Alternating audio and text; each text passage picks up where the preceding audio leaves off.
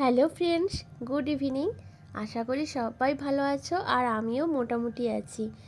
তো আজ হলো রাস পূর্ণিমা, আর এই রাস পূর্ণিমার অনেক অনেক অনেক শুভেচ্ছা জানাই আমার বন্ধুদেরকে। আশা করি সবাই আজকের দিনটা অনেক মজা করে কাটাচ্ছ। আজকে একটা খুব ভালো দিন। আর আজকে তুলসী তলাতে প্রদীপ দিলাম, ধূপ দিলাম। তো রোজই দেই, কিন্তু আজকে তোমাদের সঙ্গে শেয়ার করলাম। তারপর চলে আসলাম রান্নাঘরে, আর রান্নাঘরে রান্না করতে করতে চোখে পড়লো পূর্ণিমার সুন্দর চাঁদ। খালি চোখে এত সুন্দর লাগছিল, বলে বোঝানোর মতো কোনো ভাষাই নেই। ক্যামেরাতে বুঝতে পারছো কি না জানি না, ভীষণ সুন্দর একটা দৃশ্য আমার কাছে। আর তাই তোমাদের সঙ্গেও একটু শেয়ার করছি, কেমন লাগছে অবশ্যই জানিও। তো রান্নাঘরে চাঁদ দেখতে দেখতে রান্নাগুলোও সেরে ফেলেছি। রান্না করেছি পটল আর আলুর তরকারি, আর করেছি পরোটা। তো কেমন লাগছে দেখতে অবশ্যই জানিও।